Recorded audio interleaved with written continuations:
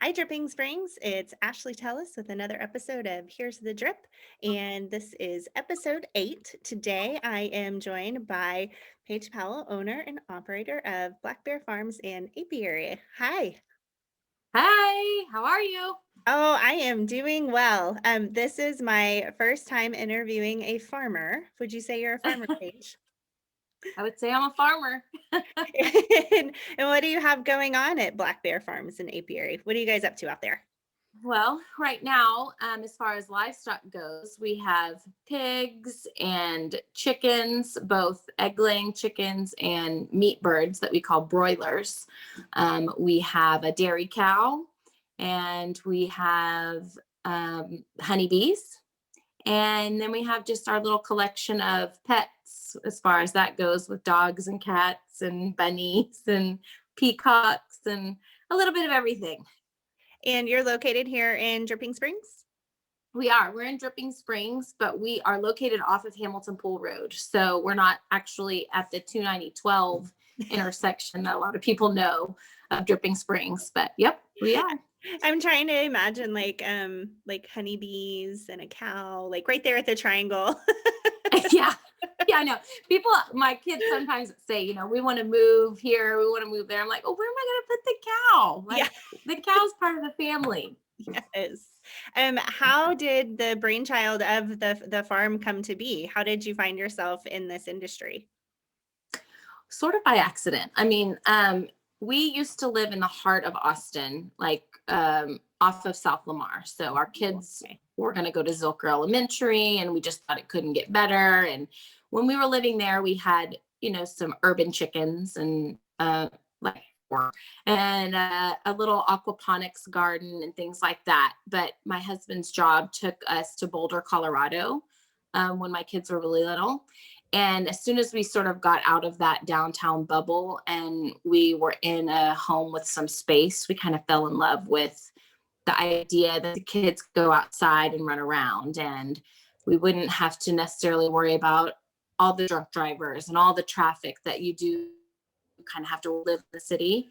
And so we just sort of fell in love with the idea of space.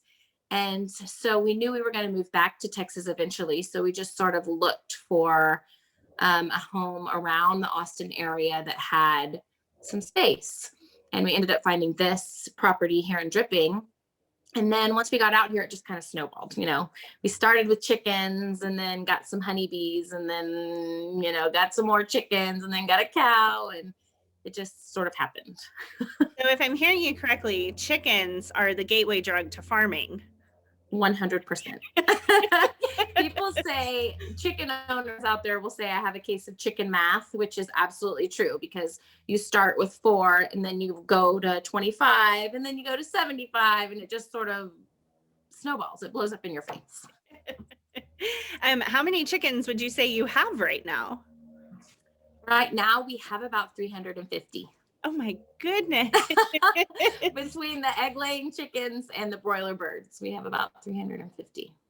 So what does a typical day look like for you? Like, are you up at the break of dawn with a rooster crowing and you're like milking the cow? Is that reality? Yeah. Is it real? We're up before the sun every day. So we try to get most of the bulk of the feeding done before the kids wake up for school. It's just easier that way. When it's dark and quiet, the animals are usually calmer, and we like to get it all out of the way. And then we come inside and wake them up, and mom's so hard. Oh my goodness. I love it. I love it. Yeah. So we are about to hit about the year anniversary of this pandemic that we've been like living in. Did the pandemic impact you guys out on the farm, or was it kind of business as usual? Actually, it impacted the farm in a good way. When the grocery stores were all out of eggs and meat and milk and things like that, we had people looking to us, and we had a wait list of eggs. Like, I think there was 25 people on our wait list at one point to buy eggs from us. So it was eye-opening to a lot of people in the fact that, oh my gosh, if the grocery stores are out of this food, what can we do? And I think it sort of made a lot of people look to small local farms for that kind of stuff. Oh, that's incredible. Yeah. Aside from at your farm, are there other places that people can get a hold of your goods? Yeah, I meet people in Dripping Springs every Friday to pick up orders from me. And I also meet people in the Hill Country Galleria every Friday. And I'm going to look into, I'm hoping one of my goals for this year is to get back to doing a small delivery service around the Dripping Springs area so that I can drop things off at people's doors Awesome. and make it real. I want to make it really easy and convenient for them to get, our products. And how can people find you? Most people find me through our Instagram account, Black Bear Farm, or our website. And they just email me directly through that. That's usually the easiest way right now. Okay, cool, cool. Yeah. And how long have you guys been running your farm? Well, we moved we moved the property. We bought the property and moved out here about 5 years ago, right before my daughter was going into kindergarten, my oldest daughter, and then we started full time farming about 3.5 years ago. So And is the whole family in on this business? Like child labor laws aside, do the kids I help? know, right? Yeah. Well, I tell people that this was sort of my dream, not my kids' dream. So I don't want to put too much pressure on them to join, but they each have their little niche of things that they like to do, which has been pretty fun. My son Braxton loves a job. So if we have a task we're trying to do, weed the garden or clean out the chicken coop, things like that, he really jumps in. If he has an end in sight, like that just really works really well for him.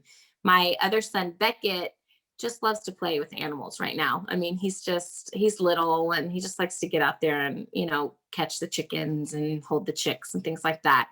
And then my daughter, Brooklyn, really loves to help with the event part of the farm. We have some summer camps out here, and we have what we call Farm Fridays, where people can come out to the farm. They sort of rent the farm out, so it's a private event for them.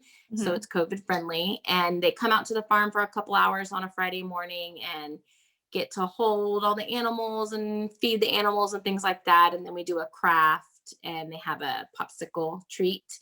And so she helps me with that on Fridays, and she that's her thing. Oh, I love it.